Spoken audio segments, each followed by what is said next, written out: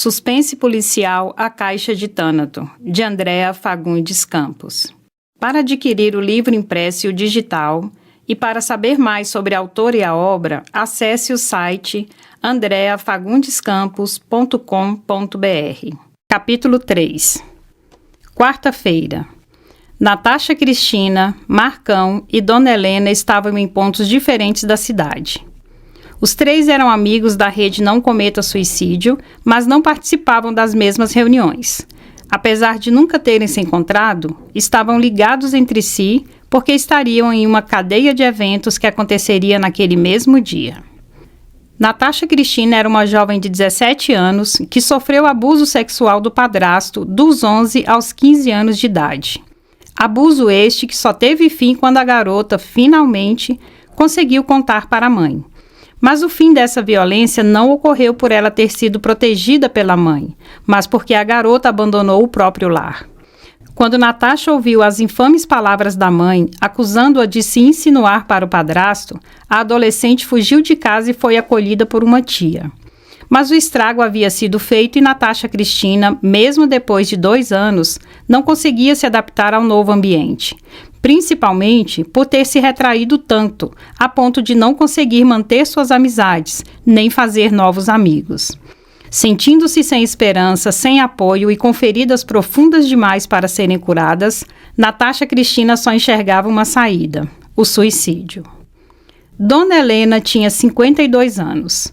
Ela havia nascido em uma pequena cidade no norte do país, onde havia também se casado e criado seus 5 filhos. Há menos de 2 anos, ela havia se mudado para Brasília, passando a morar na casa de uma de suas filhas, Matilde. Estar na mesma casa que a filha obrigava Dona Helena a conviver diariamente com uma culpa muito antiga e que era pesada demais para ser suportada. Há mais de 15 anos, Matilde, filha mais velha de Dona Helena, havia engravidado, passando por toda a dificuldade que uma adolescente grávida em uma cidade pequena passa. Depois de dar à luz uma garotinha, Matilde havia conseguido emprego na casa de um político da cidade e, com parco salário, sustentava a filha e Dona Helena, que havia parado de trabalhar para cuidar da neta. Em uma manhã em que a neta estava sob seus cuidados, Dona Helena ingeriu bebida alcoólica, cochilou no sofá e, quando acordou, encontrou a neta morta. A garotinha havia morrido afogada em um balde com água pela metade. Desesperada, Dona Helena levou o corpinho da neta para um lugar distante e o enterrou sem que ninguém visse. Depois de voltar para a casinha humilde onde moravam, Dona Helena tomou banho para se livrar da terra e também do cheiro da cachaça. Horas depois, Matilde chegou do trabalho e foi recebida por Dona Helena chorando e contando que haviam arrancado a menina de seus braços, levando-a em um carro escuro. Durante anos, Dona Helena teve de contar e chorar o sequestro da neta, sabendo o que realmente havia acontecido. Durante todos aqueles anos, a culpa não passava muito tempo sem torturá-la. Mas, desde que havia se mudado para a casa de Matilde, Dona Helena não tinha mais um único dia de paz. Quanto mais Matilde se mostrava uma filha maravilhosa, mais Dona Helena se martirizava pelo que havia feito. Não tendo para onde ir, Dona Helena descobriu que a única maneira de se livrar daquela tortura constante e eterna seria ceifar a própria vida. Marcão tinha 34 anos. Depois do diagnóstico de uma doença grave que lhe tiraria a visão, ele se viu em total desespero. Sem plano privado de saúde e com todas as notícias de que a saúde pública oferece mais problemas do que soluções, Marcão não teve disposição nem mesmo para iniciar a busca por um tratamento. Marco, que mal sabia ler e escrever, trabalhava fazendo pequenos reparos elétricos, hidráulicos e o que mais surgisse para ajudá-lo a pagar as contas. Com uma esposa 10 anos mais nova e um filho de apenas 4 anos de idade, ele não conseguia olhá-lo sem pensar no fardo que ele se tornaria para sua pequena família quando não conseguisse mais trabalhar. Marcão tinha medo de perder a visão de uma hora para outra e escolheu perder logo a vida, optando pelo suicídio e deixando que sua família seguisse adiante. Natasha Cristina, Dona Helena e Marcão eram pessoas desesperadas, que não conseguiam enxergar uma saída, um futuro suportável. Por isso, Os três eram amigos da rede Não Cometa Suicídio. Eles participavam de subgrupos diferentes e nunca se encontravam. Mas naquela quarta-feira estavam ligados como elos de uma corrente, porque seriam personagens ativas da mais recente cadeia de eventos que se desenrolaria até que a morte encontrasse cada um deles. Todas as cadeias de eventos eram planejadas com minucioso cuidado. Depois de iniciada a ação, tudo seguia como se fossem pedras de dominó caindo em sequência, uma a uma. Mas, para não levantar suspeitas além do limite seguro, a queda das pedras era dividida em momentos e em lugares diferentes. Uma pedra caía aqui, outra caía acolá. Algumas dessas mortes nem chegavam a se tornar inquéritos policiais, e as que se tornavam, mais cedo ou mais tarde, não passavam de inquéritos arquivados. Para que tudo saísse como planejado, era necessário que cada personagem seguisse as orientações recebidas sem questioná-las, por mais estranhas que elas fossem. Apesar de parecer difícil convencer pessoas a agirem sem qualquer questionamento, no caso das cadeias de eventos, tratava-se de algo relativamente fácil, já que os envolvidos eram pessoas desesperadas e que haviam desistido da própria vida. Se uma pessoa não se importa com a própria vida, dificilmente terá qualquer outro interesse. Assim, com o comando certo, tornavam-se pessoas manipuláveis, passivas e dispostas a agir sem questionar. Os celulares de Natasha Cristina, Marcão e Dona Helena estavam programados para seguir o horário oficial. Cada um dos três havia recebido comandos a serem executados naquela quarta-feira, seguindo rigorosamente os horários já informados. Os comandos que Natasha Cristina deveria seguir eram: no horário informado, levar seu skate para a área afastada, onde havia aquela descida muito íngreme que ela gostava de desafiar. Verificar se o skate estava bem ajustado e seguro. Deixar o skate atrás daquele pequeno morro, onde haveria uma garrafa térmica. Ela deveria pegar esta garrafa e levar de ônibus para um endereço previamente informado. Ao chegar à Casa Branca com portão preto, Natasha deveria entrar com muito cuidado para não ser vista, passando pelo portão e pela porta dos fundos que davam acesso direto à cozinha. Então, colocar a garrafa térmica sobre a mesa redonda. Depois, sair da casa com o mesmo cuidado, pegar o ônibus de volta, caminhar até o local onde havia deixado o skate e imediatamente fazer 2 descidas velozes por aquele caminho que proporcionava a ela a melhor das sensações, por causa da velocidade que ela conseguia imprimir à descida. Os comandos que Dona Helena deveria seguir eram: sair de casa, deixar a porta lateral e o portão destrancados. Voltar para casa no horário determinado e tomar um banho demorado. Os comandos que Marcão deveria seguir eram: ir ao local informado, soltar os parafusos do skate que estaria atrás do morro, deixando-o pronto para se desmontar com muita facilidade, mas de um jeito que os parafusos não se soltassem só por se levantar o skate. Depois, pegar um ônibus para o endereço memorizado, entrar pelo portão pequeno e pela porta lateral que estariam destrancados. Seguir para o banheiro que ficava no andar térreo, logo depois do quarto com cama de solteiro. Fazer no chuveiro os procedimentos indicados, deixando o fio positivo exatamente como combinado. Marco nem imaginava quantos chuveiros já havia consertado em seus trabalhos de pequenos reparos. O que ele sabia muito bem era que não se deve jamais deixar um chuveiro daquele jeito, ou algo muito grave poderia acontecer. Mas ele aceitou seguir as ordens quanto ao skate e quanto ao chuveiro, depois de ouvir explicações às quais ele mal havia prestado atenção, por estar quase todo o tempo envolto, com medo de perder a visão a qualquer momento. Depois, Marcão deveria ir para sua casa, sentar-se à mesa da cozinha e beber todo o chocolate quente que estaria em uma garrafa térmica preta. A seguir, deveria apenas esperar, porque a pessoa que deu todos esses comandos apareceria para explicar tudo. Na verdade, a orientação de esperar por aquela pessoa, que responderia todas as perguntas, foi feita aos 3. Natasha, depois de descer de skate 2 vezes, deveria sentar-se no final da descida íngreme e esperar. Dona Helena, depois do banho demorado, deveria sentar-se na cama e esperar. Marcão, depois de tomar todo o chocolate quente, deveria esperar. Naquela quarta-feira, a cadeia de eventos aconteceu passo a passo de acordo com o planejado. E assim, Natasha, depois de levar a garrafa térmica para o local indicado, voltou e pegou seu skate, que ela já havia verificado antes de deixá-lo atrás do morro. Ela se preparou para a primeira das 2 descidas maravilhosas em alta velocidade. Dona Helena esperou o horário exato e voltou para casa para tomar banho. Marcão, depois de preparar o skate e o chuveiro, chegou à casa dele e se sentou para tomar o chocolate quente que havia surgido sobre a mesa de sua cozinha. Natasha desceu e logo adquiriu velocidade. O skate se desmontou. Diversas fraturas, carne rasgada em vários lugares e o pescoço quebrado, causando a morte. Dona Helena ligou o chuveiro. Depois de um longo banho, pegou no registro para fechá-lo. O registro e Dona Helena, é claro, estavam molhados.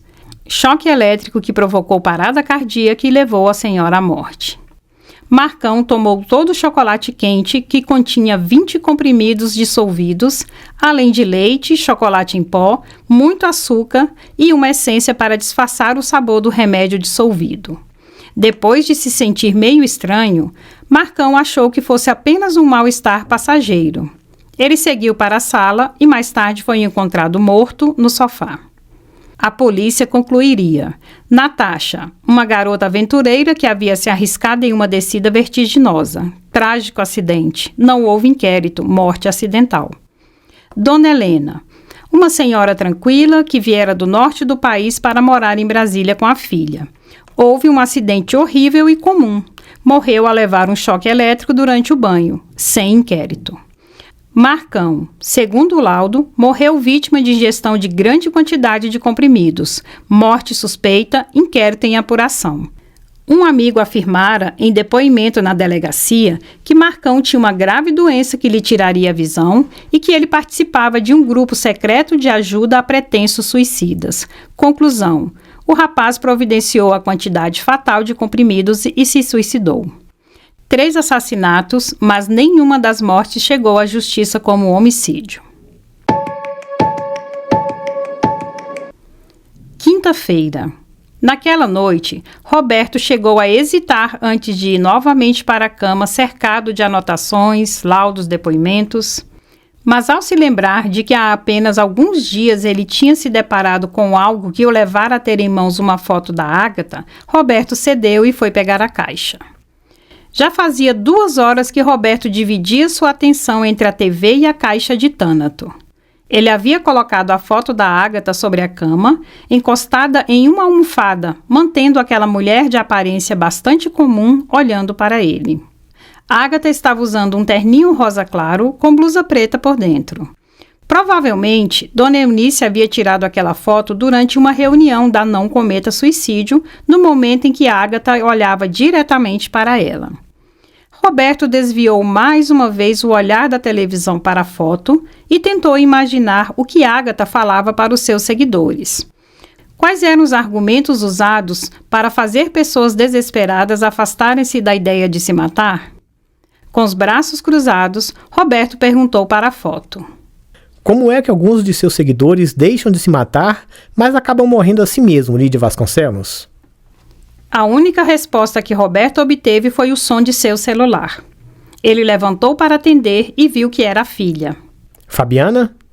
Pai, vem aqui agora, pelo amor de Deus.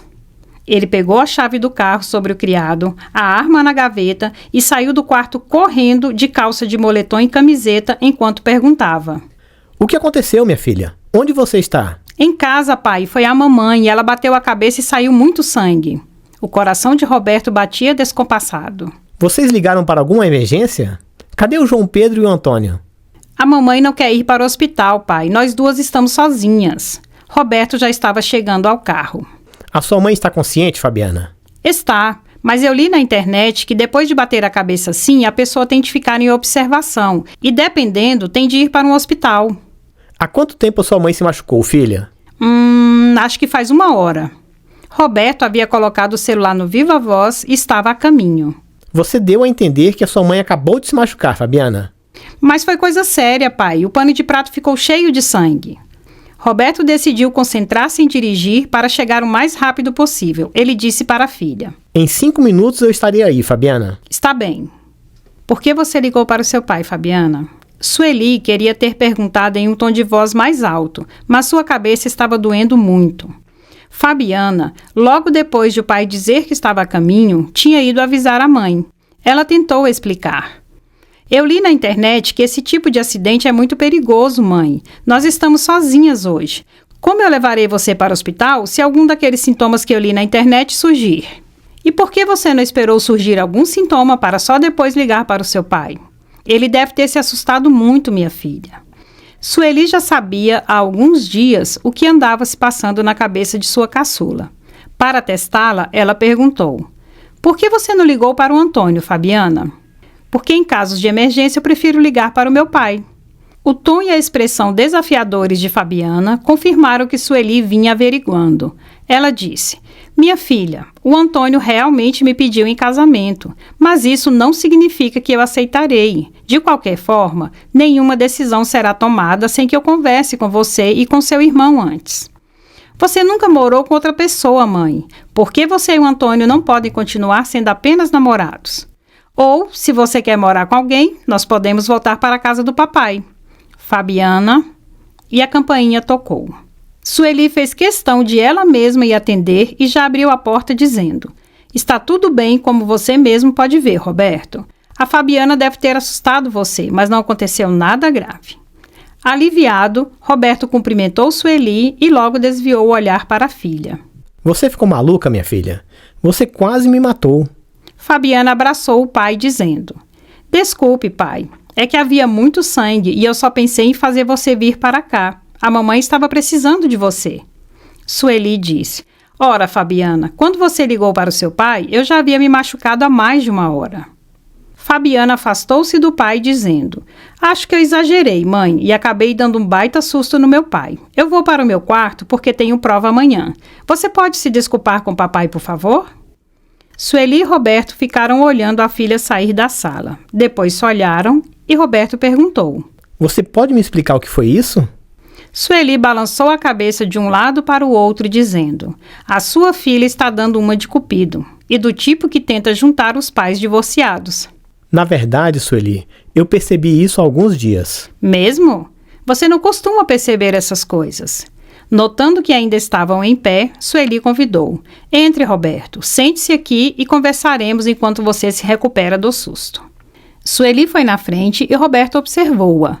Sua ex-esposa não havia mudado muito. Os mesmos cabelos castanhos, curtos e alinhados, o rosto bonito que agora tinha algumas marcas da idade, a mesma expressão bondosa. Mesmo com alguns quilinhos mais do que tinha na juventude, Sueli continuava esbelta e era uma mulher extremamente inteligente. Apenas por ser 3 anos mais nova que Roberto e por ter sido mãe aos 18 anos, Sueli havia se tornado promotora 6 anos depois dele. Sentados no sofá, ela perguntou: Quando você percebeu essa atitude da Fabiana, Roberto? Nós fomos ao shopping comprar o presente de aniversário do João Pedro e a Fabiana insistiu em comprar aquela torta para você, avisando que diria que fui eu que me lembrei de você gostar da torta de pêssego. Sueli riu. A Fabiana me disse que você fez questão de comprar a torta e que até queria vir me entregar pessoalmente, mas que a sua namorada havia ligado bem na hora que vocês chegaram à frente do prédio. Roberto levantou as sobrancelhas. Minha nossa! A Fabiana está mesmo bem empenhada nessa história de Cupido. Ela até tentou fazer você ficar com ciúme. A sua namorada não ligou quando você chegou aqui ao prédio para deixar as crianças? Que namorada, Sueli? Eu lá tenho isso? Sueli riu, divertindo-se com as palavras de seu ex-marido. Roberto questionou: Essa atitude da Fabiana não está meio fora do tempo não, Sueli? Quando nós nos separamos, ela tinha 6 anos e até justificaria algo assim. Mas agora... A nossa filha tinha 8 anos, Roberto. Ele deu de ombros e continuou: Aos 8 anos e com um divórcio recente, era de se esperar essa esquisitice. Mas aos 13 anos de idade e depois de 5 anos de divórcio... Sueli ajeitou-se melhor, procurando encostar a cabeça dolorida no sofá. Depois ela disse: a Fabiana não lida muito bem com mudanças, Roberto. Ela se sente insegura com qualquer ameaça de a família sair da rotina, do cotidiano, entende? Não entendo, mas você sempre entendeu muito bem os nossos filhos. Então deve saber exatamente o que está causando essa reação na Fabiana. De qual mudança nossa filha está com medo? O Antônio me pediu em casamento. Mesmo? E você não deveria estar me contando isso com um lindo sorriso? Sueli respirou fundo. Eu não sei bem como me sinto em relação a esse pedido, Roberto. Você foi o único homem com quem eu morei. A ideia de me casar novamente... Diante do silêncio de Sueli, Roberto disse: se você se saiu tão bem com um homem como eu, Sueli, não deveria estar tão receosa de tentar novamente. Um homem como você, Roberto? O que isso quer dizer? Vendo novamente em Sueli uma expressão de dor, ele perguntou: você tomou algum analgésico? A resposta dela foi fechar os olhos e negar com o dedo, por não conseguir mexer a cabeça sem aumentar a dor. Roberto levantou-se pedindo: fique quietinha aí, eu voltarei em alguns minutos. Sueli viu o ex-marido sair do apartamento e não entendeu nada, mas como ele disse que voltaria logo, ela esperou. 12 minutos depois, Roberto entrou de volta no apartamento. Sueli estava cochilando e foi acordada pelo ex-marido, que segurava um copo com água em uma mão e um comprimido na outra. Sem perguntar nada, ela tomou o remédio. Depois de ela tomar o remédio, Roberto colocou o copo sobre a mesa de centro e pediu: deite-se novamente, Sueli. Logo você estará melhor. Ela deitou. Antes que ficasse muito tarde, Roberto foi falar com a filha. A porta do quarto de Fabiana estava aberta e ela sorriu. Pai, que bom que você voltou. Como você sabe que eu havia saído? Você estava escutando a minha conversa com sua mãe, Fabiana? A única resposta da filha foi entortar a boca para o lado e levantar as sobrancelhas. Fabiana estava sentada na cama, encostada na cabeceira e com um caderno sobre o colo. Roberto sentou-se na outra ponta da cama e disse: minha filha, eu sei que não sou o melhor pai do mundo. Não diga isso, pai. Está tudo bem, Fabiana. Eu sei que você me ama e eu amo muito você. E o seu irmão também. Eu só estou dizendo que nunca fui candidato ao melhor pai do ano. Já a sua mãe merece todos os prêmios de melhor mãe do mundo. Eu nunca conheci uma mãe tão dedicada, amorosa e que conhece tão bem os filhos. Para Sueli, você e o seu irmão nunca deixam o primeiro lugar. Ser uma ótima mãe sempre foi o maior objetivo da vida da Sueli. E ela iniciou essa carreira de ser mãe aos 18 anos de idade. Eu sei de tudo isso, pai. A mamãe é maravilhosa e eu tenho vários colegas que a chamam de mãe e dizem que queriam ser filhos dela. Fabiana colocou o caderno de lado e perguntou: por que você está falando tudo isso da mamãe? Porque ela merece ser feliz.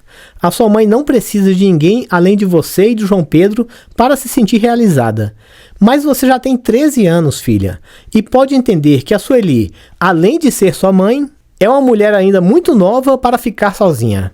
A mamãe não vive sozinha. Roberto não se sentia nada à vontade lidando com aquele assunto, mas de alguma forma ele sabia que devia isso a Sueli. Então ele ponderou: a sua mãe não mora sozinha nesse apartamento, Fabiana, mas ela dorme sozinha todas as noites. A sua mãe precisa de um relacionamento, de alguém para dividir os problemas. Ela tem o Antônio, e não é preciso eles dormirem no mesmo quarto para terem um relacionamento. Na semana passada, eu encontrei um pente com o logotipo de um motel, lá no quarto da mamãe. Roberto ficou horrorizado, não por saber que a ex-esposa ia a motéis, é claro, mas por ouvir aquelas palavras saírem da boca de sua filha de 13 anos. Não me obrigue a conversar essas coisas com você, sua pirralha. Fabiana deu uma gostosa gargalhada. Ora, pai, a mamãe conversa sobre sexo comigo. Mas eu não sou sua mãe, Fabiana. Não tem nada demais eu saber... Fabiana... Ainda rindo, a menina fingiu fechar a boca como se fosse um zíper, prometendo calar-se sobre aquele assunto. Muito satisfeito e aliviado, Roberto retomou: um dia, Fabiana, você e o João Pedro vão se casar e ter a própria família. Não é justo você obrigar a sua mãe a ter uma vida solitária, sendo que você não continuará morando com ela pelo resto da vida. Se você não quer que a mamãe fique sozinha, por que não a pede em casamento? Com toda a sua típica impaciência, Roberto sentenciou: eu pedi, a sua mãe aceitou, o casamento aconteceu, o seu irmão e você nasceram, o casamento acabou e não acontecerá novamente. Podemos partir para o próximo capítulo, Fabiana? Vendo a filha emburrada, ele pediu: Por favor, minha filha, esqueça essa história de eu e sua mãe na mesma casa, porque isso não vai acontecer. A sua mãe é a mulher mais maravilhosa que eu já conheci, e se você a ama de verdade, vai parar de proibi-la de se casar com Antônio. Mas eu não proibi a mamãe de se casar, pai. Ah, não proibiu? Você acha que a sua mãe se casará novamente se você e o seu irmão não concordarem e não ficarem muito felizes com isso? Vocês dois são as pessoas mais importantes na vida da Sueli. Se vocês não a apoiarem, ela vai preferir continuar solitária só para não magoar vocês. Fabiana estava com as sobrancelhas levantadas. Ela refletiu por mais um tempinho e disse: Eu queria não concordar com tudo que você disse, pai. Sabendo que havia conseguido transmitir a mensagem que pretendia, Roberto disse: Converse com seu irmão, Fabiana, e depois falem para a Sueli o quanto vocês ficarão felizes se ela estiver feliz também. A sua mãe merece isso. Fabiana estava mordendo uma unha de maneira nervosa. Ela baixou a mão e disse: Você tem razão, pai. Eu quero ver a mamãe feliz. Ela é tão perfeita. Você já sabe o que você e o seu irmão podem fazer por ela. Roberto levantou-se, beijou a testa de Fabiana e disse: Boa noite, minha filha. Boa noite, pai. Roberto fechou a porta do quarto e voltou para a sala. Vendo que Sueli havia se levantado, ele a encontrou na cozinha fazendo café. Estou vendo que o remédio fez efeito. Sueli continuou a despejar água quente sobre o pó, enquanto dizia: Eu estou bem melhor. Mas eu tinha analgésicos aqui, Roberto. Por que você saiu para comprar? Encostando-se em uma bancada da cozinha, ele respondeu: Na verdade, eu fui buscar o meu celular no carro para ligar para um amigo neurologista. Ele me disse que está tudo bem enquanto você tomar analgésico e continuar em casa, desde que nenhum dos sintomas que ele relatou surja. Como eu não sabia se você tinha analgésico em casa, fui logo à farmácia aqui da quadra. Sueli sorriu e disse: Obrigada, Roberto. Pegando xícaras no armário, ela convidou: Sente-se. Roberto sentou e esperou que Sueli o servisse.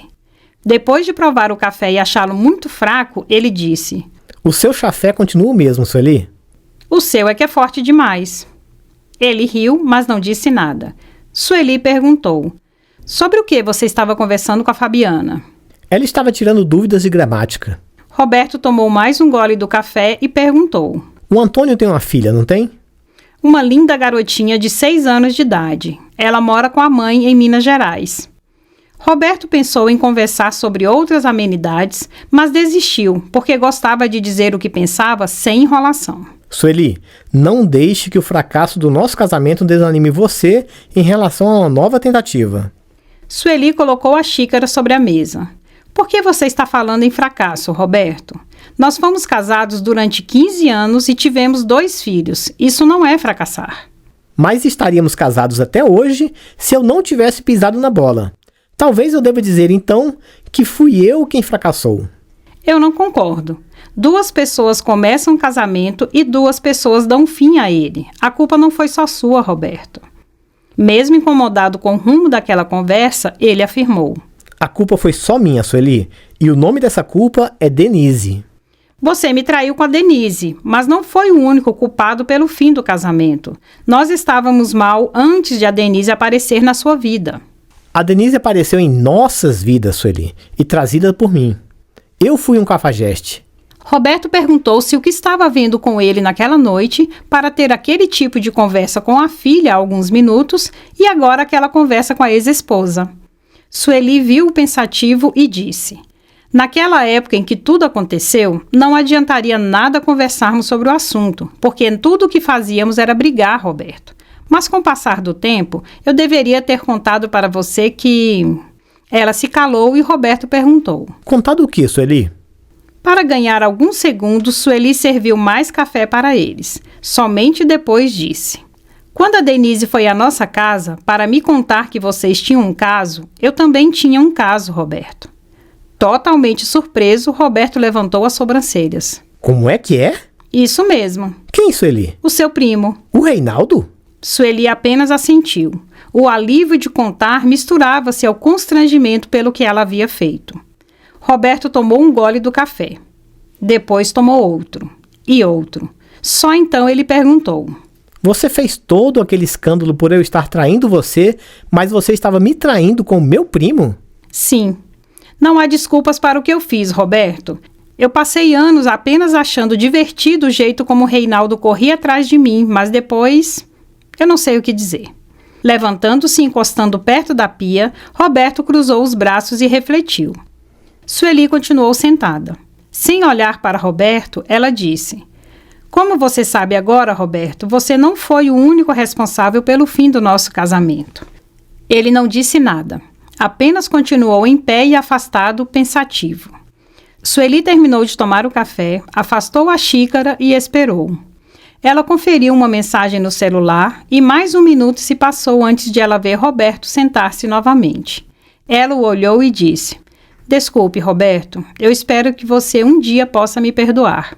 Ele disse: apesar de termos brigado muito naquela época por causa da Denise, da separação e de todo o resto, nós nunca conversamos de maneira sensata sobre aqueles anos, Sueli. E deveríamos ter feito isso. Pelo menos, eu deveria ter contado que você não era o único cafajeste no nosso casamento. Lembrando-se de Sueli chamá-lo de cafajeste repetidas vezes naquelas semanas de crise, há alguns anos, Roberto disse: devagar com essas afirmações, Sueli. O título de cafajeste continua mesmo sendo só meu. Você sempre foi uma mulher honesta, verdadeira, transparente. De cabeça baixa, ela disse: é verdade, mas eu traí o meu marido. Sueli buscou o olhar de Roberto para dizer: eu me sentia muito mal com aquilo, mas não vou ficar tentando encontrar desculpas para o que eu fiz. Vendo-a com os olhos marejados, Roberto colocou sua mão sobre a dela e perguntou: quando começou, Sueli? Assim que eu soube que você estava me traindo. Roberto levantou as sobrancelhas e disse: mas quando a Denise foi à nossa casa contar tudo para você, nós nos separamos naquela mesma noite. Então você não pode ter me traído se já estávamos separados. Sueli secou uma lágrima que havia se libertado e ao mesmo tempo sorriu, perguntando: ora, Roberto, você acha que eu não sabia? Desde quando a esposa precisa que a amante vá à casa dela para que ela saiba que está sendo traída? Você já sabia? É claro que sim, Roberto. Ele respirou fundo, lamentando mais uma vez ter se envolvido com Denise. Roberto encarou a ex-esposa e disse: o Reinaldo passou anos tentando seduzir você, Sueli, e não conseguiu nada até que você soube que eu estava traindo você. Além disso, quando nós trocamos chifres, o nosso casamento já havia terminado há alguns meses. Vendo a expressão dela, Roberto perguntou: você não concorda que o nosso casamento só precisava da certidão de óbito? Concordo, mas fazia 2 anos e não alguns meses, como você está dizendo. Então, Sueli, desmanche essa expressão de quem cometeu um erro muito grave. Eu passava dias, até mesmo uma semana inteira ou 2 sem fazer sexo com você. Não dá para... Mais uma vez a expressão dela interrompeu-o. Que cara é essa, Sueli? Ela o imitou.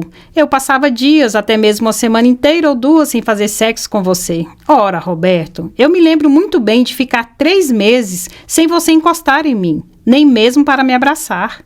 E ainda assim você acha que errou ao me trair? E ainda por cima sabendo que eu estava comendo fora de casa? Fala sério, Sueli.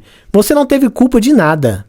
Com uma mão sobre o coração, ela disse: eu estou tão aliviada, Roberto. Eu tinha o peso desse erro não confessado, entende? E ainda me sentia muito mal por se tratar do seu primo. O Reinaldo sempre foi um tremendo filho da puta. Não me olhe assim, Sueli, porque ele é mesmo. O fato de ele andar sempre atrás de você era por ele ter inveja de tudo que eu tinha. Muito lisonjeiro ouvir isso, Roberto Vieira Alencar. Percebendo o que havia dado a entender, ele explicou: você era e continua a ser uma mulher linda, Sueli. Quando você resolveu me trair, era ele quem estava mais perto. Mas não faltavam homens querendo comer no meu prato. Que linguajar é esse, Roberto? Eles riram e mal acreditavam que estavam conversando com tanta sinceridade e leveza sobre problemas que já haviam sido considerados o fim do mundo, a infelicidade eterna, a total falta de esperança de voltarem a sorrir. Parecia até que Roberto e Sueli haviam escutado o discurso de Ágata sobre não deixar os sentimentos tomarem a direção. Com esta simples mudança de perspectiva em relação aos sentimentos que nos dominam, podemos enxergar outros aspectos de nossas vidas que têm bem mais chance de nos trazer alegria do que um grande amor. Roberto conferiu as horas e disse: O Dr. Franklin me disse que não é recomendável você ficar sozinha, Sueli. A Fabiana está aqui. Eu posso pedir a ela para dormir na minha cama hoje. Ela vai adorar. Roberto sorriu. A Fabiana é muito ligada a você. E por falar nisso, Sueli, você acha que ela tem mudado? Eu não estou me referindo a se tornar culpido dos pais. Mudado em que sentido, Roberto? Ela sempre foi muito fechada. Nunca falava de sentimentos ou sobre o que estava pensando. De quem será que ela herdou isso? Vendo Roberto sorrir novamente, ela disse: Você tem razão. A nossa filha está mais acessível, menos fechada em si mesma. Mais acessível, mas ainda não dirige. Então, Sueli, o fato de ela dormir na sua cama não resolve a questão, porque você pode precisar ir para um hospital. Aquela mensagem que eu conferi agorinha era do João Pedro. Ele está vindo para casa. Isso sim resolve o problema. Roberto levantou-se e disse: Eu vou embora, Sueli. Se você precisar, basta ligar, está bem? Encantada com aquele clima leve entre ela e o ex-marido, Sueli apenas sorriu levantando-se. Eles foram andando. Assim que pararam em frente à porta, Sueli perguntou: Roberto, por que a Denise foi à nossa casa contar que vocês estavam tendo um caso? Foi mesmo um motivo que parece óbvio, ou seja, causar o nosso divórcio? A Denise começou a me pressionar para que eu me separasse de você e me casasse com ela. Eu consegui ir levando a situação sem maiores problemas, mas de uma hora para outra, isso se tornou uma ideia fixa para ela. A Denise vivia ameaçando contar para você, mas eu nem dava importância a isso.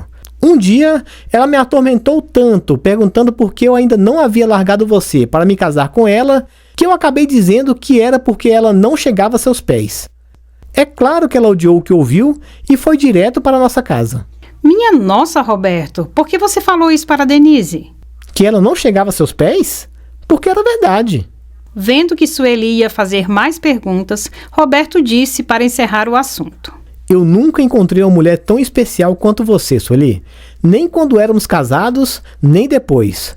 E antes que você pergunte o porquê então da traição, eu direi que o seu único defeito era estar comigo. Sueli não entendeu.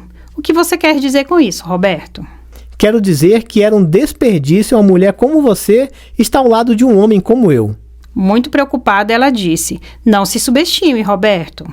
Ele riu e a tranquilizou. Não se preocupe porque eu não tenho problemas de baixa autoestima. A questão, Sueli, é apenas que eu não tenho muita paciência para relacionamentos. E você se dedica completamente. Você não tem nenhuma paciência. Exatamente. Roberto abriu a porta do apartamento e disse: Boa noite, Sueli. Eu espero que você dê outra chance a si mesma e diga sim ao Antônio. Ela sorriu e o abraçou, não conseguindo conter a felicidade por toda aquela mudança entre eles. Roberto também a abraçou. Depois se afastou e disse: Cuide-se, Sueli. Tchau. Tchau, Roberto. Sueli fechou a porta e pensou que sua felicidade seria completa se seus amados filhos também a encorajassem a se casar com Antônio. Sexta-feira. Depois da segunda audiência daquela tarde, Roberto tinha a intenção de ir à lanchonete do fórum, mas Gabriel estava parado logo na saída da sala de audiências esperando por ele. Quando Roberto aproximou-se, Gabriel disse: A próxima audiência do senhor será somente no final da tarde.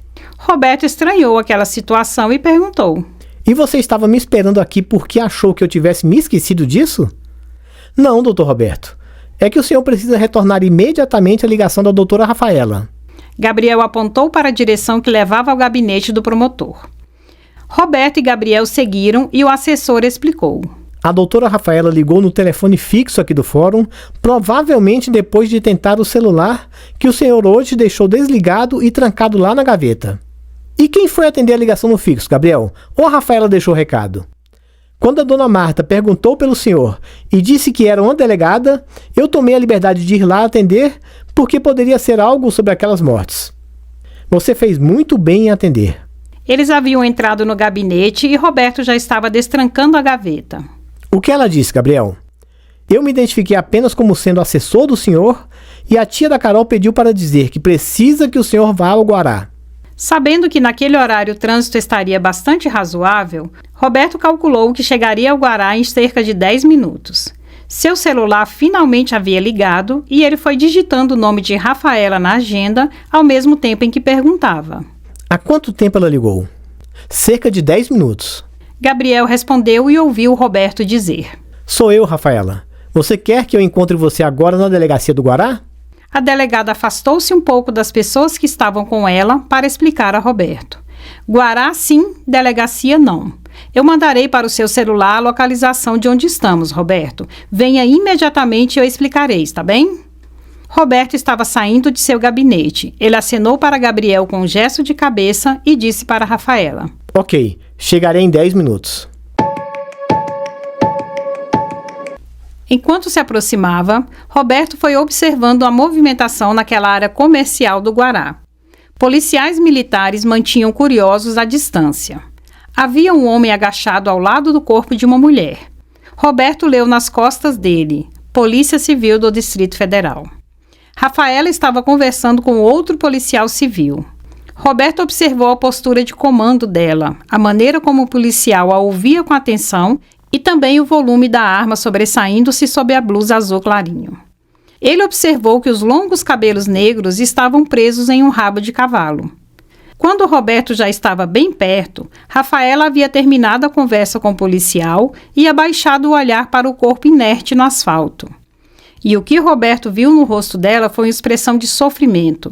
Ele soube que Rafaela, durante aqueles segundos, permitiu-se ser apenas um ser humano lamentando a morte de outro ser humano. E quando ela o viu aproximar-se, a postura delegada voltou a dominá-la. Que bom que você conseguiu vir, Roberto. Ele ia dizer algo, mas viu que o corpo estendido no chão não era de uma mulher, mas de uma garota de apenas 14 ou 15 anos. Roberto lembrou-se de Fabiana, sua filha adolescente. Percebendo, Rafaela passou o braço pelo de Roberto e eles se afastaram. Enquanto havia fazer um discreto gesto para um dos policiais, avisando que ele deveria cuidar de tudo enquanto ela se afastava por um momento, Roberto disse: Não precisa me levar para longe por causa da minha reação, Rafaela. Foi impactante ver uma garota da idade da minha filha naquela situação, mas eu estou bem. Aquela garota, a Letícia, completaria 16 anos daqui a 2 dias. Há uma amiga da mesma idade dela em uma viatura, do outro lado da rua. E a família? A Letícia morava em Taguatinga com os avós. 2 agentes foram avisá-los. Por que você quis que eu viesse até aqui, Rafaela? Ela contou. A amiga da Letícia, que está ali em uma viatura, chama-se Bruna. Ela deu várias informações, inclusive o endereço da Letícia. Quando nós chegamos aqui, a Bruna estava desesperada ao lado da amiga morta. Ela estava chorando muito.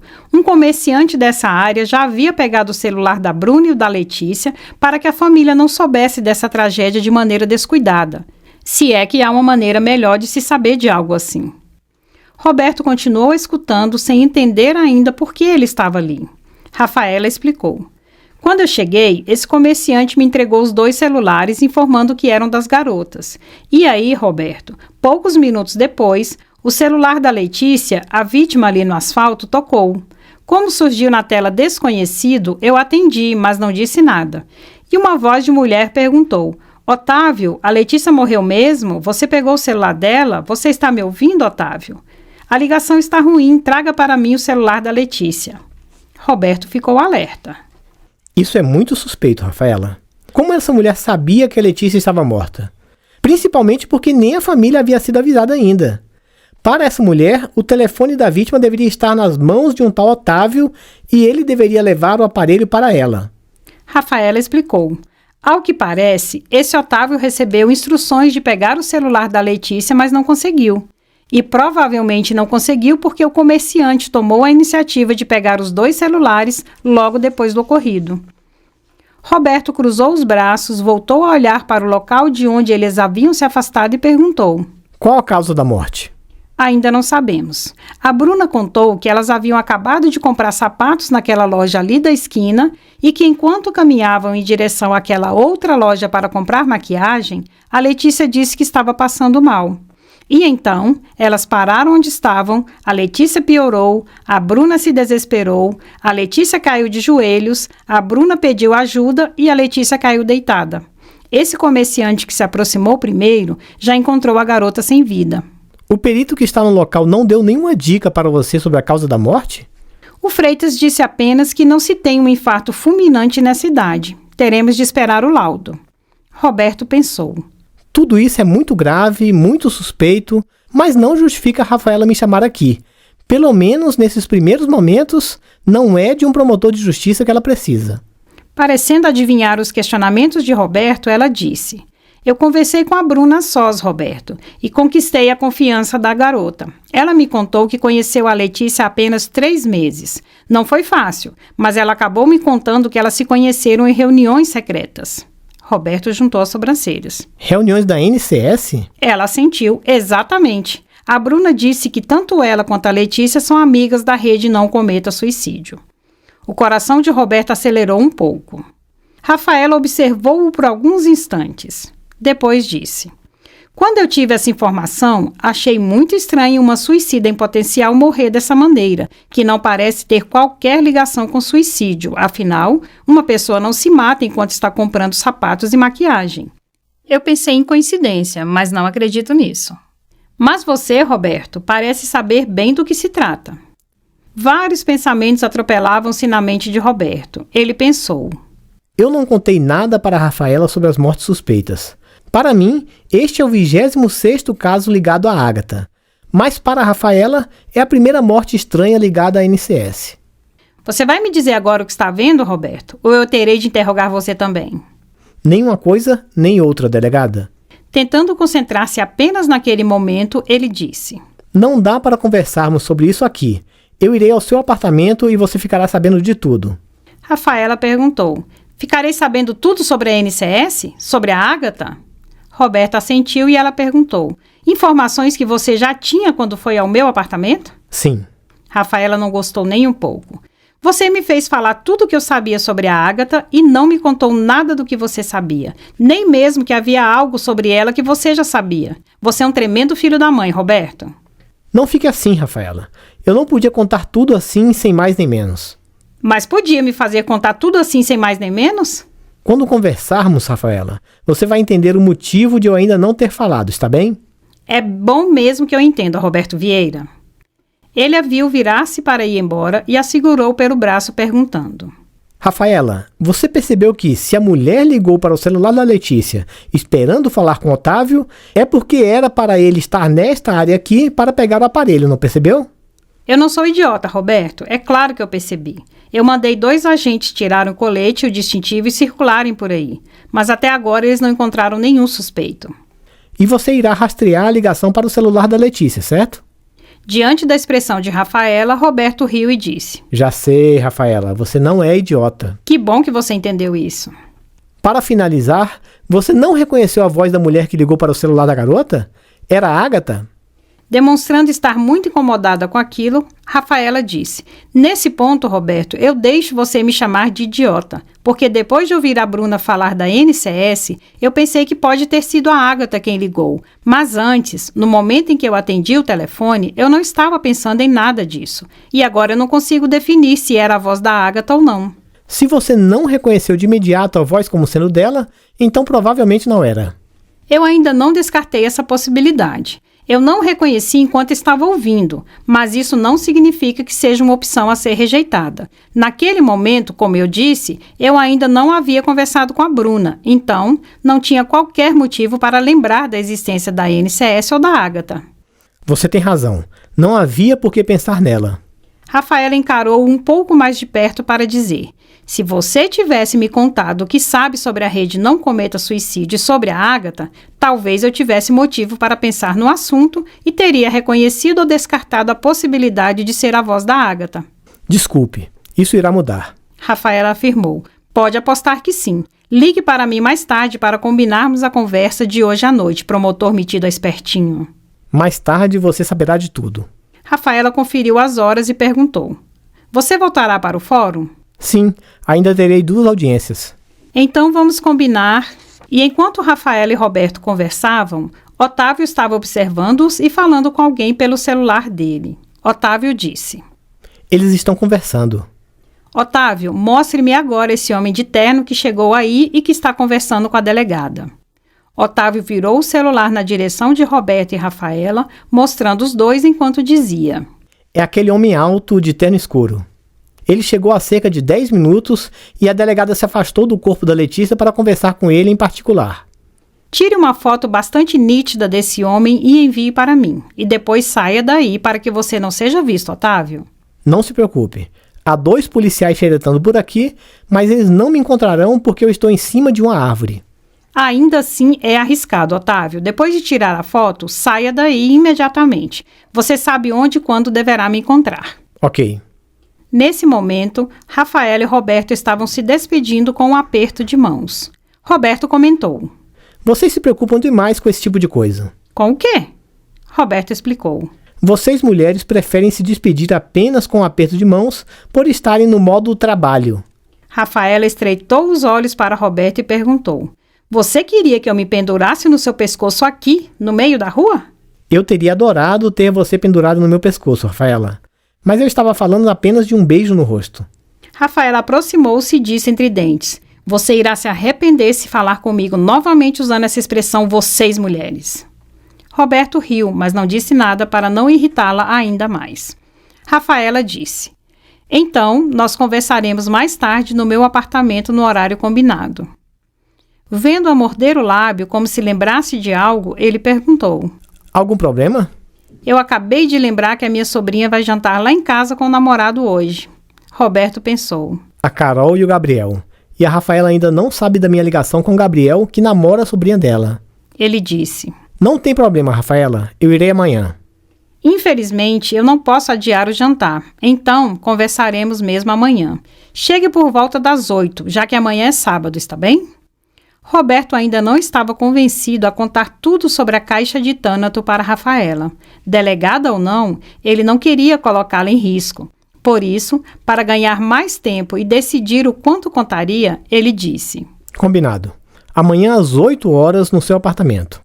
Mas como você quis um almoço no sábado para conversarmos sobre a Ágata apenas na segunda-feira, eu farei a mesma exigência. Rafaela juntou as sobrancelhas e perguntou: Do que você está falando, Roberto? Um encontro no sábado, outro no domingo. Amanhã no seu apartamento e não falaremos sobre a Ágata. E depois de amanhã, na minha casa, e aí sim conversaremos sobre isso. Com as mãos nos bolsos da frente de sua calça cinza, Rafaela ficou encarando-o. Roberto apenas perguntou: Amanhã no seu apartamento teremos petiscos e vinho novamente? Você não me deixou preparar um jantar à luz de velas naquele dia. Talvez eu faça isso amanhã, desde que você leve flores. Nem a pau. Rafaela riu. Minha nossa, Roberto, você é muito resistente a momentos românticos. Como você pretende me conquistar? Conquistar? Se eu for obrigado a conquistar uma mulher, terei de me juntar à rede NCS da Ágata. Rafaela riu novamente. Então, você prefere sucumbir ao suicídio a ter de conquistar uma mulher? Sem dúvida. Que homem rude, meu Deus. Vendo a expressão no rosto de Rafaela, Roberto comentou: Você não está parecendo muito insatisfeita por eu ser rude. Quase constrangida, ela disse: Espero não estar descobrindo aos 32 anos que é de homens trogloditas que eu gosto. 32? Mas você disse que eu era muito velho para você. Vendo que ele estava se divertindo com aquilo, Rafaela disse: 9 anos de diferença, Roberto. A minha última namorada tinha 21. 20 anos mais nova que eu. Vendo-a de olhos arregalados, ele disse: Eu estou brincando. Rafaela riu e balançou a cabeça de um lado para o outro. Você é um homem muito esquisito, Roberto. Vendo que um dos agentes estava se aproximando, ela disse: Eu preciso ir, amanhã conversaremos. Tudo bem. Tchau, Rafaela. Tchau. Roberto voltou para o fórum e pôde, finalmente, refletir sobre estar diante de mais uma morte suspeita ligada à NCS e à Lídia Ágata. No final do expediente daquele mesmo dia, Gabriel bateu no batente da porta do gabinete de Roberto. Entre, Gabriel. O senhor queria falar comigo? Sim, mas não se preocupe porque será rápido, já que você e a Carol têm compromisso. Percebendo a expressão de Roberto, Gabriel perguntou: A doutora Rafaela contou que eu e a Carol jantaremos no apartamento dela hoje, não foi? Ela contou. Você não. Soltando a caneta sobre a mesa, Roberto disse: Você não conhecia a Rafaela quando me contou que a sobrinha dela, que é sua namorada, viu a foto da Ágata e reconheceu que ela havia sido investigada pela tia.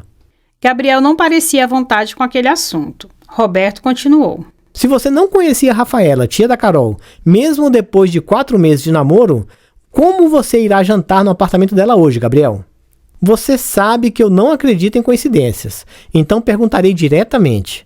Depois de saber que a Rafaela investigou a Agatha, você forçou a barra com a Carol para se aproximar da tia dela, pelo fato de a Rafaela ter, de certa forma, ligação com aquelas mortes da Caixa de Thanato? Passando a mão pelos cabelos escuros e cacheados, Gabriel respondeu. Não, Dr. Roberto, não é nada disso. Depois de dar aquela bobeira copiando o arquivo, eu não quero vacilar novamente para não perder de vez a confiança do senhor em mim. Se você está falando a verdade, encontre uma maneira de me explicar por que este jantar no apartamento da Rafaela justamente agora. Gabriel ficou ainda mais sem jeito. Roberto pediu. E aproveite para explicar também por que você está com esse jeito de quem pisou na bola. Tudo bem, Dr. Roberto. Para que o senhor não fique desconfiado, eu vou contar o motivo de esse jantar acontecer justamente agora. A família da Carol mora em Florianópolis e ela e a doutora Rafaela são as únicas pessoas da família aqui em Brasília. Como eu havia dito para o senhor, elas se encontram com certa frequência, mas durante esses 4 meses em que estamos namorando, a Carol nunca me apresentou para a tia. E o motivo para esta apresentação ser feita hoje, apenas alguns dias depois de você descobrir que a Rafaela investigou a Agatha, não é por causa das mortes suspeitas, Dr. Roberto. É porque a Carol quer que eu conte para a única pessoa da família dela em Brasília que... Quer que você conte o quê, Gabriel? Que a Carol está grávida. Apesar da expressão muito pesada de Gabriel, Roberto respirou aliviado, por entender que o motivo do jantar não era o que ele estava pensando. Ele perguntou. Ninguém apresentou a camisinha para vocês dois, Gabriel? Eu insisti tanto em não usar que a Carol acabou cedendo. O rapaz disse e abaixou a cabeça. Roberto disse. Não faça essa cara. Eu estou apenas fazendo o discurso que um homem mais velho e mais experiente deve fazer. Mas eu era apenas um pouco mais novo que você quando engravidei a minha namorada. Gabriel levantou a cabeça. De olhos arregalados, ele perguntou. Sério, Dr. Roberto? A sua ex-esposa? Ela mesma. Gabriel desencostou-se da cadeira para ficar mais perto e perguntar. Se o senhor já passou por isso, pode me ajudar. Eu devo pedir a Carol em casamento, Dr. Roberto? Nem pense nisso, Gabriel. Em pedi-la em casamento? Nem pense em me pedir conselhos amorosos. Se você quiser perguntar sobre qualquer área do direito, vá em frente. Mas conselhos sobre a sua vida sentimental? Não mesmo. Gabriel não conseguiu disfarçar e riu. Depois disse. Tudo bem. Eu conversarei com meu irmão e pedirei conselhos a ele. Ótima ideia. Mudando de expressão, Roberto explicou. É provável que a Carol comente hoje com a Rafaela ou até já tenha comentado onde você trabalha, Gabriel. Mas ainda que surja o assunto Agatha, não fale nada sobre a Caixa de Thanato. Você sabe que eu ainda não contei para a Rafaela que a morte de hoje não é a primeira ligada à NCS, mas a 26ª. O senhor não vai contar? Eu encontrarei a Rafaela neste final de semana e contarei tudo, inclusive mostrando a caixa. Tudo bem. Ainda que hoje à noite surja o assunto sobre eu e o senhor trabalharmos juntos, eu não falarei nada sobre a Caixa de Thanato. Tudo bem, pode ir, Gabriel. Você precisa se arrumar para enfrentar a delegada e dar a notícia de que engravidou a sobrinha dela. O rapaz levantou-se e perguntou. Ela é muito brava, Dr. Roberto? Muito. E hoje ela disse algo como, se alguém se meter engraçadinha com a Carol, vai se entender comigo. Roberto riu diante da expressão de Gabriel. Eu estou inventando isso. O rapaz respirou aliviado e riu também. Tchau, Gabriel. Bom jantar. Obrigado, Dr. Roberto. Tchau.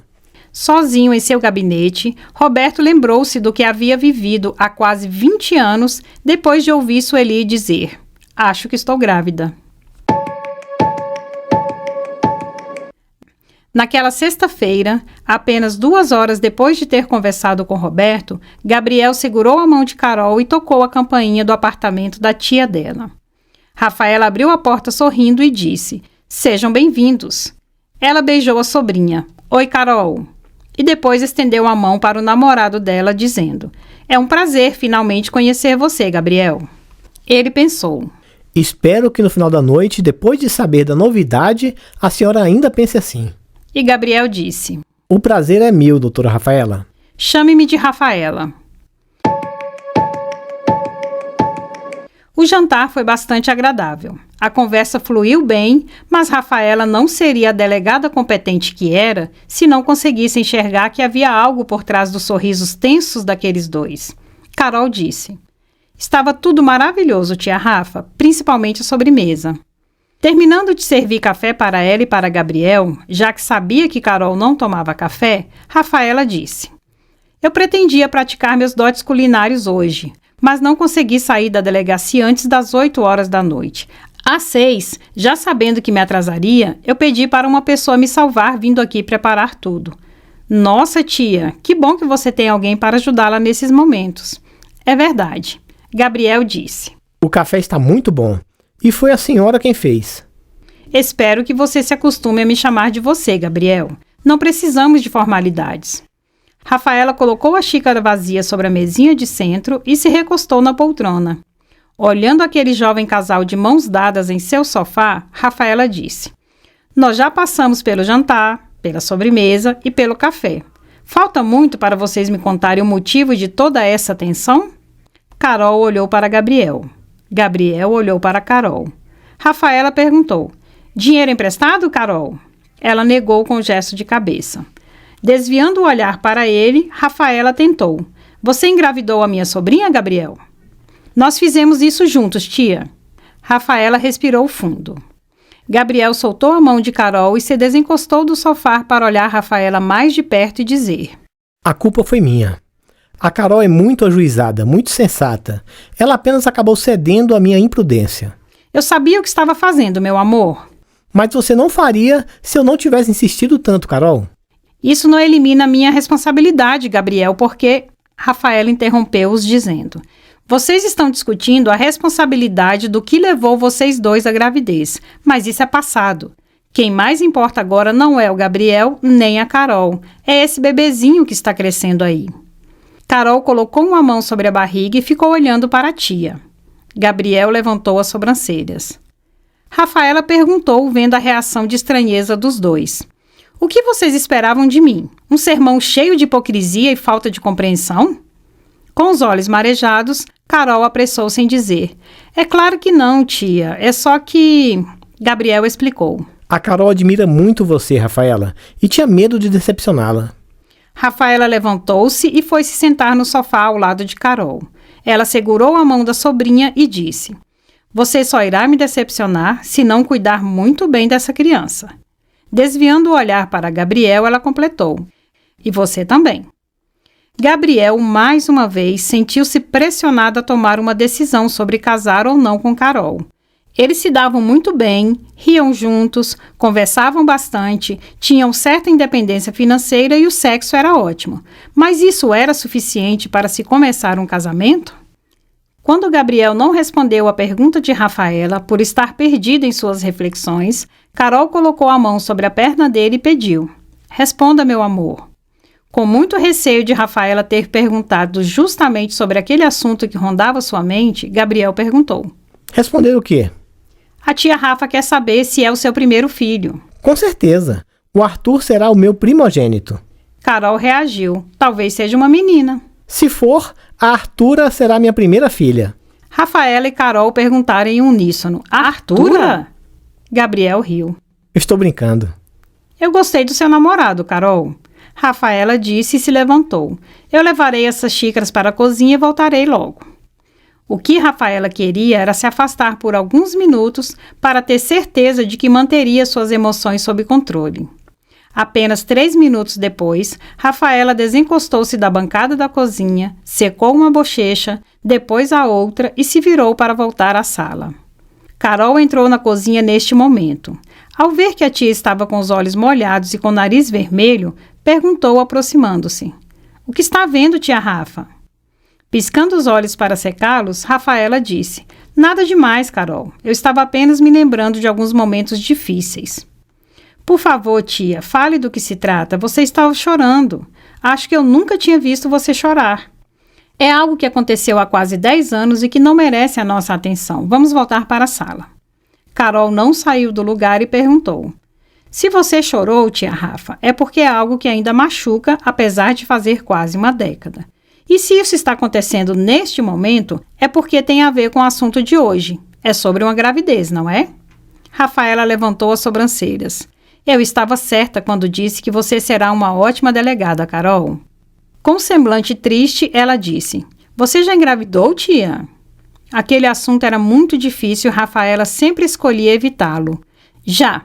Vamos voltar para a sala. O seu namorado deve estar estranhando estarmos aqui todo esse tempo. O que aconteceu? Rafaela respirou fundo. Eu vou contar, mas não quero que façamos uma cena aqui na cozinha, está bem? Carol assentiu. Você promete, Carol? Prometo. Rafaela voltou a se encostar na bancada e contou da maneira mais objetiva que conseguiu. Quando eu estava no último semestre de Direito, lá em Florianópolis, eu fiquei grávida. O meu namorado me disse que a solução seria um aborto, porque ele estava apenas começando a carreira de engenheiro e não ia estragar tudo com uma gravidez não planejada. Então, eu recorri aos meus pais. A minha mãe disse que não merecia ter uma filha assim e que eu seria sempre uma vergonha para a família. E ela também sugeriu que eu mudasse para outra cidade. O meu pai mandou o recado de que nunca mais falaria comigo. A tia Ana e o tio Heitor, eu não consigo imaginá-los fazendo isso. Depois de alguns anos, eles se arrependeram e me pediram perdão. Foi uma combinação de ignorância, susto e hipocrisia. Foi nessa época que você veio para Brasília? Rafaela confirmou com um gesto de cabeça. Eu vim para Brasília e comecei uma vida aqui. Sozinha e grávida? A tia assentiu e Carol perguntou. E o bebê? Eu nunca soube de um filho seu. Rafaela fechou os olhos por apenas 2 segundos e contou de uma só vez. Depois de um mês aqui em Brasília, aos 5 meses de gravidez, eu tive uma hemorragia horrível. Perdi o bebê, perdi um ovário e passei a ter muito pouca chance de engravidar novamente. Carol chorou. Rafaela afastou-se da sobrinha, caminhando em direção à porta da cozinha e dizendo: Você prometeu, Carol? Logo, Rafaela estava de volta à sala, recusando-se a se cobrir de lágrimas. Carol precisou de um tempinho até parar o choro, lavar o rosto e conseguir encarar a tia sem voltar a chorar. No percurso para aquele jantar na casa de Rafaela, Gabriel havia contado para Carol sobre o encontro da tia dela com o Dr. Roberto, mas sem mencionar que esse encontro havia surgido por causa da foto da Ágata. E naquele momento, enquanto a namorada não estava na sala, Gabriel contou para Rafaela que trabalhava com o Dr. Roberto e que sabia que eles haviam se encontrado para discutirem sobre um inquérito. Para que o assunto não se aprofundasse, como o Dr. Roberto havia recomendado, ele ia perguntar para Rafaela algo sobre serem apenas ela e Carol da família em Brasília. Mas Gabriel não precisou mudar de assunto, porque sua namorada voltou para a sala, sentou-se novamente ao seu lado e perguntou: Amor, nós podemos contar agora o que havíamos combinado de contar somente daqui a alguns meses? Gabriel respondeu: Se for aquilo que conversamos ontem à noite, tudo bem, pode contar. Carol olhou para Rafaela, que estava sentada na poltrona, e perguntou: Você aceita ser a madrinha do Arthur, tia? Ou da Artura? Rafaela levantou as sobrancelhas, ajustou mais uma vez as emoções e disse: Mas é claro que sim. Obrigada por pensar em mim. Quem sabe esse bebê nascerá com algo da titia madrinha. Eu espero que o meu filho seja uma pessoa forte e determinada como você, tia Rafa. As duas mulheres trocaram um olhar de cumplicidade. Rafaela perguntou: A minha irmã e o meu cunhado já sabem que serão avós? Fazendo careta, Carol respondeu: Eu ainda não tive coragem de contar para os meus pais. Gabriel contou: Eu disse para Carol que nós dois poderíamos ir a Florianópolis para contarmos juntos. Mas ela não quer esperar tanto tempo para que eles saibam, já que só poderíamos ir durante o recesso daqui a um mês. Carol disse: Eu havia pensado em contar para sua mãe, a vovó Ana, e pedir para ela contar para eles. Mas depois do que conversamos lá na cozinha, tia Rafa, não acho mais que seja uma boa ideia. Rafaela refletiu por apenas 2 segundos e disse: Depois de tudo o que aconteceu, eu tenho certeza de que a mamãe apoiaria você em relação à gravidez e que ela iria gostar de contar para sua mãe, Carol. Ela realmente se arrependeu, mas esse não é um bom momento para fazer esse pedido para a mamãe. Por quê? O meu pai me ligou há 2 dias para dizer que ela não está bem de saúde. Ai, meu Deus! Carol colocou a mão sobre o coração dizendo: A vovó nunca está realmente bem de saúde. Então, se o meu avô ligou para dizer isso, é porque ela está muito mal. Gabriel levantou as sobrancelhas. Isso é jeito de falar, Carol? Além de ser a sua avó, ela é mãe da Rafaela. Com um semblante pesado, Rafaela explicou. Não se preocupe com isso, Gabriel. A questão é que a mamãe tem sérios problemas cardíacos. Ela realmente nunca está muito saudável. Esse telefonema do meu pai significa mesmo que algo mais grave está acontecendo. Gabriel disse com sinceridade. Eu sinto muito por ouvir isso e espero que ela melhore. Rafaela sorriu. Eu também, Gabriel. Se isso não acontecer, eu anteciparei as minhas férias e ficarei um tempinho por lá com a minha mãe. Boa ideia, tia. Carol bocejou e Gabriel disse. Acho melhor irmos embora, Rafaela.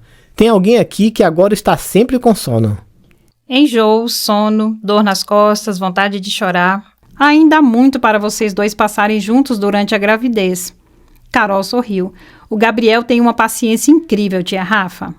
É muito bom saber disso. Cuide desses dois muito bem, Gabriel. Ele sorriu todo satisfeito. Eu cuidarei. E se virou para Carol chamando. Vamos? Todos se levantaram, foram andando até a porta e se despediram. E enquanto Gabriel dirigia, pensamentos sobre casar ou não casar eram interrompidos por pensamentos sobre o que aconteceria quando Rafaela ficasse sabendo sobre a caixa de Thanato. Minutos depois, Rafaela já estava na cama, com as mãos entre a cabeça e o travesseiro.